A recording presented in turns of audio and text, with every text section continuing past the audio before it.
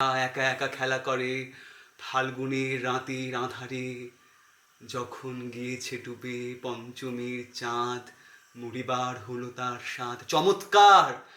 ধরা যাক দু একটা ইঁদুর এবার, বুড়ি চাঁদ গেছে বুঝি বেণু জলে ভেসে। চমৎকার! ধরা যাক দু একটা ইঁদুর এবার। আমার মাঝখানে কিন্তু স্মৃতি চলে গেছিল, আমি লাইনগুলো ভুলে গেছিলাম, কিন্তু তবু ওই একটা আসে না মাঝে মাঝে জীবনের কোনো কোনো ক্ষণে না চাইতেই একটা এক ধরনের একটা সুর, একটা ঘোর।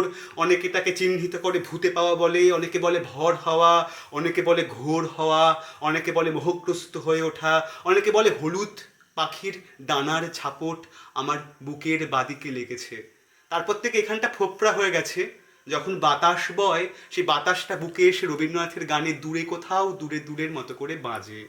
তারপর থেকে কোনো মানুষ, কোনো নারী, কোনো প্রেম, কোনো যৌনতা, কোনো প্রণয়, কোনো আরাম, কোনো স্বাচ্ছন্দ্য, কোনো সুখ, কোনো প্রকৃতি কিছুতেই সেই মানুষটাকে আর ঘরে একেবারে তিষ্ঠতে দেয় না। মানে সে এক প্রেম থেকে আরেক প্রেমের দিকে যায়, এক সঙ্গ থেকে আরেক সঙ্গের দিকে যায়। সে অনেক রকম নেশা করেও দেখে, কিন্তু সে বুঝতে পারে আমি কিছুতেই থিতু হতে পারছি না। মানে আমি বুঝিয়ে বলছি, রবীন্দ্রনাথের চিঠির 46 নম্বর চিঠিতে, ছিন্নপত্রাবলী সংখ্যাটা ভুল করতেও পারি, সেখানে এক কথা রবীন্দ্রনাথ লিখেছিল যে কবিতা, এই কবিতা, আমি এখানে শিল্পটাও বলতে পারি কবিতাটা তুলে দিলে, সে আমার বহুকালের প্রেয়সী, মানে প্রেমিকা। দেখো, সে স্ত্রীর কথাও বলছে না, নিজের প্রেমিকার কথাও বলছে না, বলছে কবিতা আমার বহুকালের প্রেয়সী। এই হতচ্ছাড়ি মেয়ে যাকে ধরে, যার সঙ্গে সংসার করতে চায়, সে আরাম পায় কিনা, শান্তি পায় কিনা জানি না, কিন্তু সে গুছিয়ে আর সংসার করতে পারে না। মানে শিল্পকে যারা ভালোবাসে, যারা কিস্সা লিখতে চায়, যেমন মির্জা গালিব, তারা কিছুতেই আর গুছিয়ে প্রেম করতে পারে না, সংসার করতে পারে না। জীবনটা মরুভূমি কারাবালা হয়ে যায়।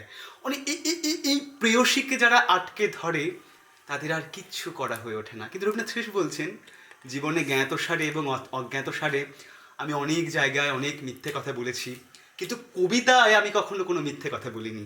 এটাই আমার একমাত্র জোর। মানে আমি তোদের এইটা বলতে চাইছি রিটু, তুই যখন ক্যামেরায় চোখ লাগিয়ে ছবি তুলছিস, ঋষি যখন আঙুল চালিয়ে ওরকম ফাল্গুনের সন্ধ্যেবেলা পলাশ ফুল আঁকছে, তখন কিন্তু মিথ্যে কথা বলছে না। জীবনে বেঁচে থাকার জন্য তো অনেক সময় অনেক মিথ্যে বলতে হয়, কিন্তু যে মুহূর্তে আমি শিল্পের মধ্যে আছি, আমি কখনো কোনো মিথ্যে কথা বলছি না। আমি একটা নতুন জগৎ তৈরি করছি। মানে ঈশ্বর এবং আমাদের মা বাবা, তাদের উভয় তো আদর এবং তার আশীর্বাদ, এই মিলে তো আমরা হয়েছি। তারপর একটা নতুন জগৎ তৈরি হয়েছে, কিন্তু আমরা শিল্পী, আমরা একটা নতুন জগৎকে গড়ে তুলছি। মানে আমরা ঈশ্বরের সমানে সমানে দাঁড়িয়ে প্রতিস্পর্ধী। মানে আমরা বলছি, ভগবান তুমি বিশ্বকর্মা, তুমি এক পৃথিবী করেছো, কিন্তু দেখো আমি এঁকে লিখে ছবি তুলে গান করে আমি এক নতুন জগৎ করে তুলছি। এই জন্য অনেক অন্ধকার আমাদের তিনজনকে বা আরও যারা আছে তাদেরকে শিল্পের সঙ্গে থাকতে গেলে পার করতে হবে। কিন্তু তবুও আমরা যেন একসাথে এভাবে, কিন্তু সে বেঁচে থাকতে ভুলছে না, কিন্তু সে হেরে যাচ্ছে না, সে জীবন বিমুখ হচ্ছে না। এখানেই তার জয়। সে এসকেপ করছে, সে এসকেপ করছে না, ওরা কেটে দেবে।